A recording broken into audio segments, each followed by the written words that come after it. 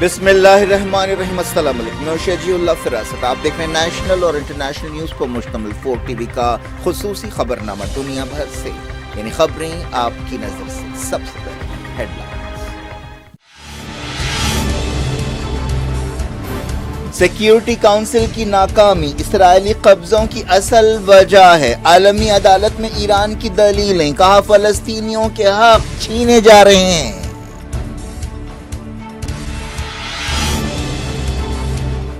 غزہ میں اسرائیل کے حملے جاری، 99 فلسطینی جاں بحق، ہوسٹیجز کو رہا نہ کرنے پر رمضان میں رفع آپریشن کی دھمکی۔ قدس میں فوجی چیک پوائنٹ کے قریب فلسطینیوں کا حملہ، اسرائیلی فوجی ہلاک، 8 زخمی، 2 حملہ آوروں کو گولی مار دی گئی۔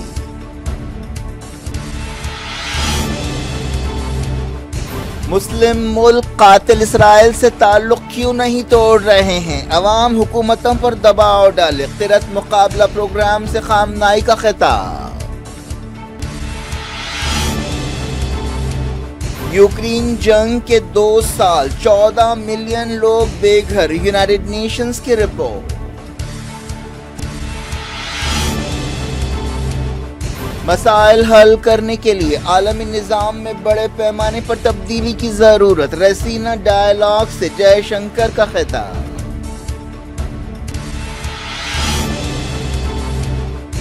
جموں کشمیر کے گلمرگ میں چٹانیں کھسکنے سے رشین ٹورسٹ ہلاک، بڑے پیمانے پر ریسکیو آپریشن شروع۔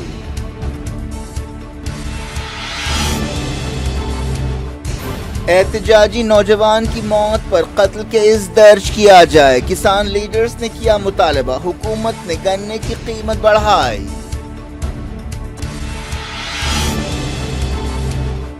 کیجریوال کو ای ڈی کا 7واں سمن، ستیہ پال ملک کے خلاف کرپشن کیس میں سی بی آئی کے دعوے۔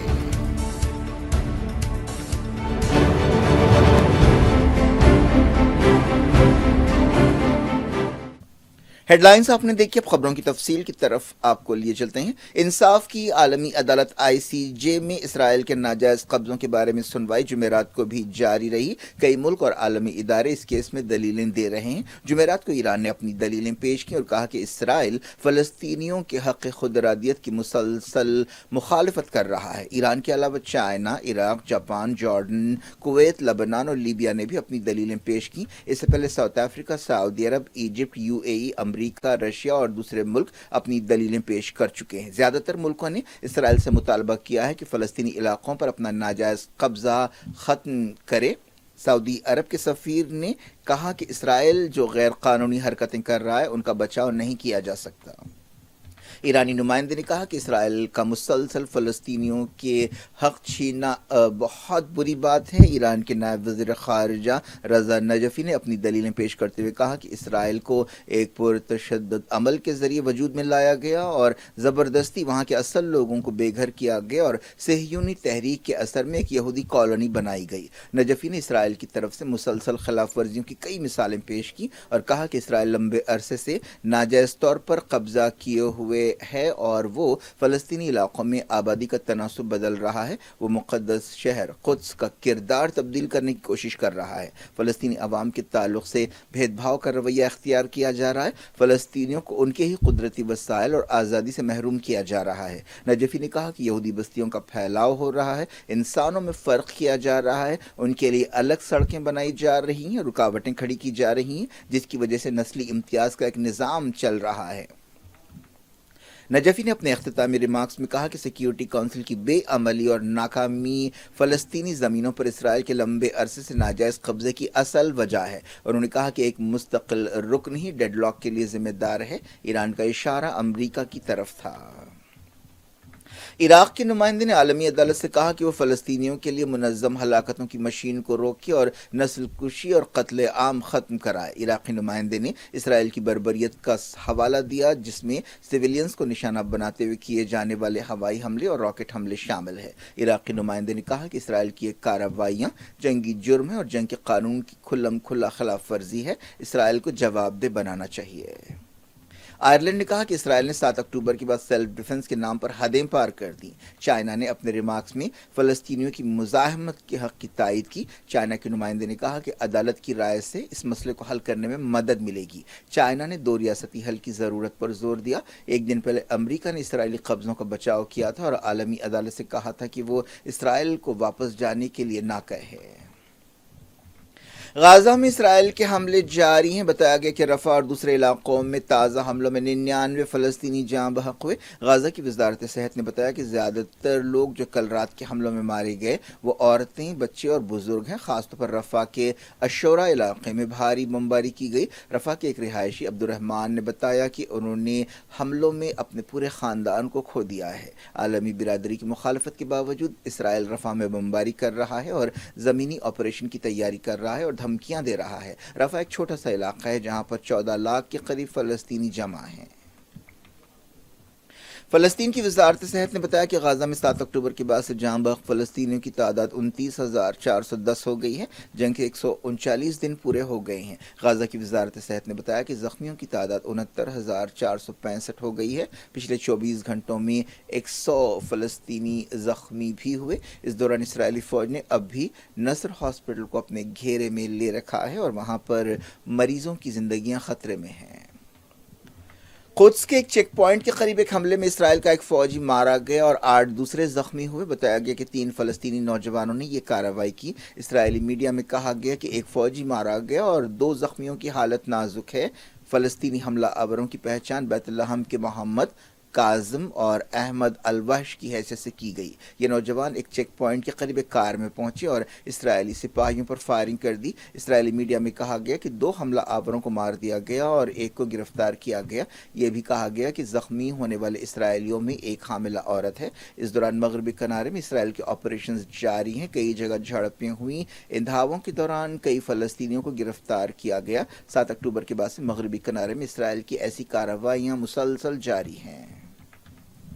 حماس نے کہا ہے کہ فلسطینی تنظیموں کے طوفان اقصی آپریشن کی وجہ سے امریکہ کے منصوبوں کو خاک میں ملا دیا گیا اور نتن یاہو کے خوابوں کو چکنا چور کر دیا گیا۔ حماس کے ایک سینئر عہدیدار اسامہ حمدان نے، جو لبنان میں حماس کے نمائندے ہیں، المیادین ٹیلی ویژن چینل سے بات چیت کرتے ہوئے یہ بات کہی۔ انہوں نے کہا کہ امریکہ کی حکومت کا رویہ کبھی بھی غیر طرفدار نہیں تھا اور وہ ہمیشہ اسرائیل کا پارٹنر رہا۔ وہ مڈل ایسٹ کو اپنے خطے سے، یعنی مڈل ایسٹ کے علاقے کو اپنی مرضی سے ایک نئی شکل دینا چاہتا تھا۔ واشنگٹن اور اسرائیل کے مفادات پورے کرنے کے لیے ایک منصوبے پر کام کیا جا رہا تھا۔ حماس عہدیدار نے کہا کہ مزاحمت کی طاقتوں نے اسرائیلی وزیر اعظم بنجامن نتن یاہو کے خوابوں پر پانی پھیر دیا، جو اپنے نظریاتی صہیونی پروجیکٹ پر عمل کرنے کے وہم میں تھا۔ انہوں نے یہ بھی کہا کہ اگر اسرائیل غزہ میں نسل کشی جاری رہے گا تو مزاحمتی تنظیم کے پاس اپنی حفاظت میں کارروائیاں کرنے کے سوا کوئی دوسرا راستہ باقی نہیں رہے گا۔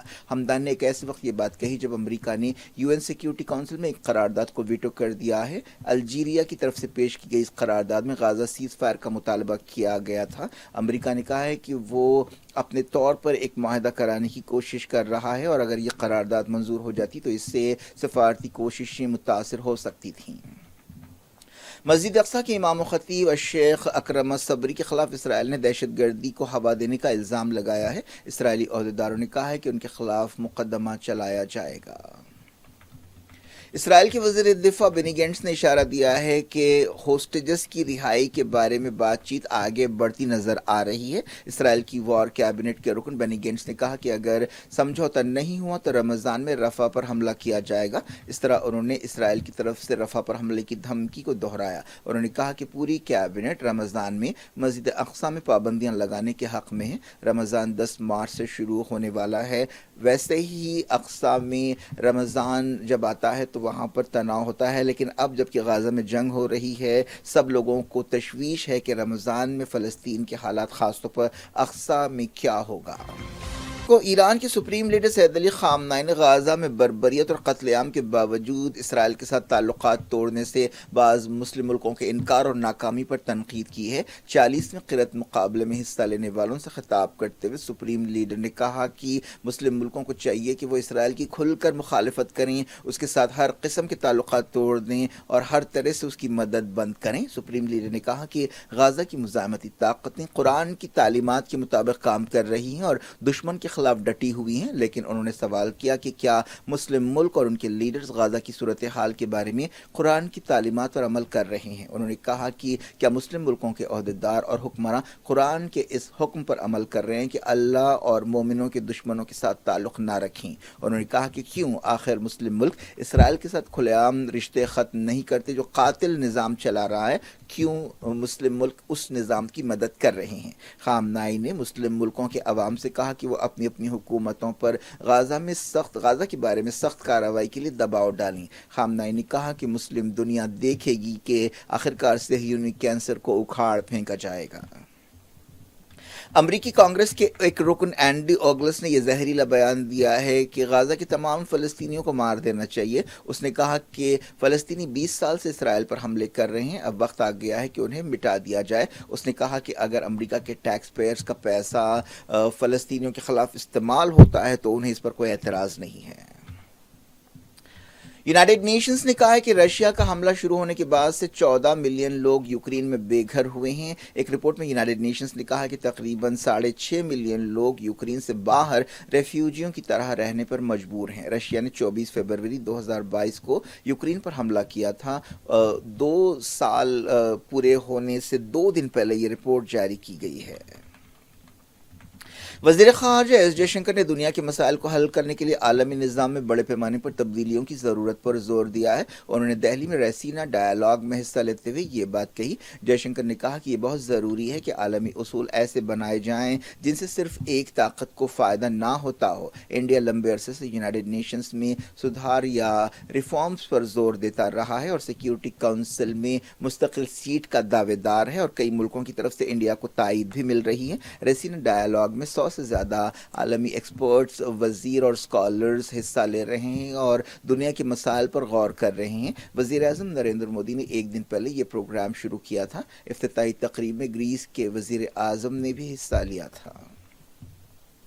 منی پور ہائی کورٹ نے اس حکم میں تبدیلی کی جس کی وجہ سے ریاست میں فسادات پھوٹ پڑے تھے۔ عدالت نے اس ہدایت کو برخاست کر دیا جس میں کہا گیا تھا کہ میٹی طبقے کو ایس ٹی لسٹ میں شامل کیا جائے۔ جسٹس گولمائی گائے شولو نے یہ ہدایت جاری کی۔ منی پور 27 فروری 2023 کے اس حکم کے بعد سے نسلی فسادات کا شکار رہا ہے۔ ان فسادات میں اب تک 180 سے زیادہ لوگ ہلاک ہوئے ہیں۔ جج نے کہا کہ یہ فیصلہ غلط فہمی کی وجہ سے جاری کیا گیا تھا اور اس وقت درخواست گزار نے عدالت کی مناسب مدد نہیں کی تھی۔ انہوں نے یہ بھی کہا کہ میٹی طبقے کو ایس ٹی زمرے میں شامل کرنے کی ہدایت سپریم کورٹ کے ایک حکم کی خلاف ورزی ہے۔ میٹی طبقے کو ایس ٹی درجہ دینے کی ہدایت کے بعد کوکی طبقے نے ایک ریلی نکالی تھی جس کے دوران فساد پھوٹ پڑا تھا۔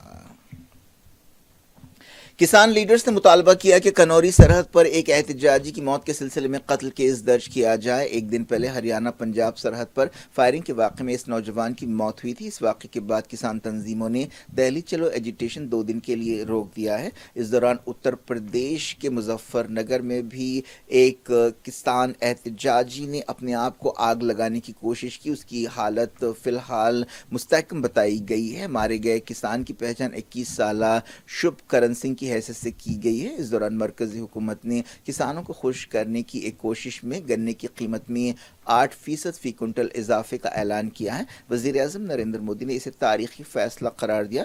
اسے کسانوں کے احتجاج کے درمیان انہیں مطمئن کرنے کی کوشش کے طور پر سمجھا جا رہا ہے، لیکن کسان اس سے مطمئن نظر نہیں آ رہے ہیں۔ جموں کشمیر کے گلمرگ میں چٹانیں کھسکنے کے واقعات پیش آئے ہیں۔ ان واقعات میں کم سے کم ایک رشین ٹورسٹ ہلاک ہو گیا اور 6 ٹورسٹوں کو بچایا گیا۔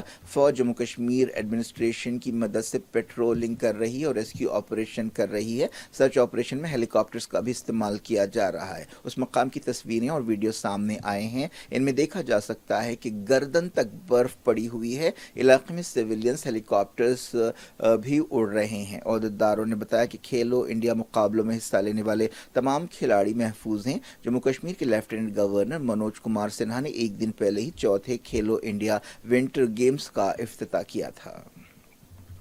انفورسمنٹ ڈائریکٹوریٹ نے دہلی کے چیف منسٹر اور عام آدمی پارٹی کے کنوینر اروند کیجریوال کو 7ویں بار ایکسائز پالیسی کیس سے متعلق منی لانڈرنگ معاملے میں سمن جاری کیا ہے۔ کیجریوال اب تک 6 سمنز کو نظر انداز کر چکے ہیں۔ ان کا کہنا ہے کہ انہیں گرفتار کرنے کی کوشش کی جا رہی ہے تاکہ لوک سبھا الیکشن سے پہلے انہیں جیل میں بند کر دیا جائے۔ اس مسئلے پر ای ڈی دہلی کی ایک عدالت بھی پہنچی ہے اور کیجریوال کے خلاف شکایت کی ہے۔ سی بی آئی نے جموں کشمیر کے سابق لیفٹیننٹ گورنر ستیہ پال ملک کے خلاف کرپشن کے کیس کے سلسلے میں دعوے کیے۔ ان پر ہائیڈرو الیکٹرک پروجیکٹ کے کانٹریکٹ میں کرپشن کا الزام لگایا گیا۔ اس سلسلے میں 30 سے زیادہ جگہوں پر دعوے کیے گئے۔ ستیہ پال ملک مرکزی حکومت کے خلاف بعض بیانات دیتے رہے ہیں۔ انہوں نے یہ بھی کہا تھا کہ پلوامہ حملے کے بارے میں جان بوجھ کر وارننگز کو نظر انداز کیا گیا۔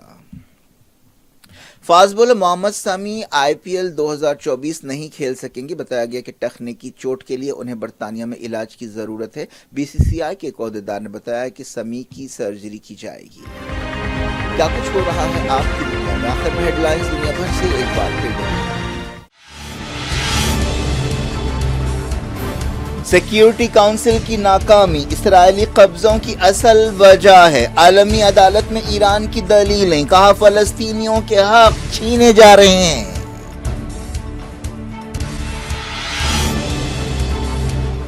غزہ میں اسرائیل کے حملے جاری، 99 فلسطینی جاں بحق۔ ہوسٹیجز کو رہا نہ کرنے پر رمضان میں رفع آپریشن کی دھمکی۔ قدس میں فوجی چیک پوائنٹ کے قریب فلسطینیوں کا حملہ، اسرائیلی فوجی ہلاک، 8 زخمی، 2 حملہ آوروں کو گولی مار دی گئی۔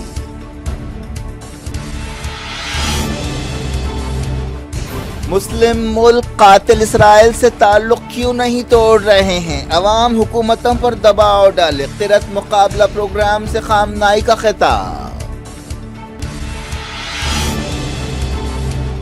یوکرین جنگ کے 2 سال 14 ملین لوگ بے گھر، یونائیٹڈ نیشنز کی رپورٹ۔ مسائل حل کرنے کے لیے عالمی نظام میں بڑے پیمانے پر تبدیلی کی ضرورت، ریسینا ڈائیلاگ سے جے شنکر کا خطاب۔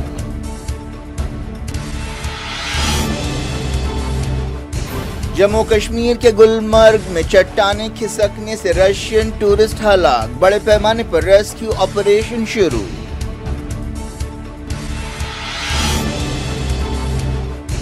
احتجاجی نوجوان کی موت پر قتل کیس درج کیا جائے، کسان لیڈرز نے کیا مطالبہ، حکومت نے گنے کی قیمت بڑھائی۔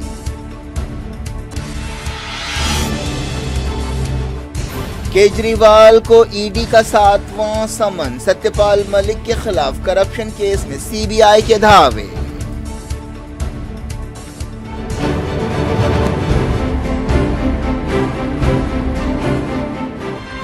یہ تھی آج کی خبریں۔ خود بھی اجازت اور اپنا بے حد خیال رکھیں۔ اللہ حافظ۔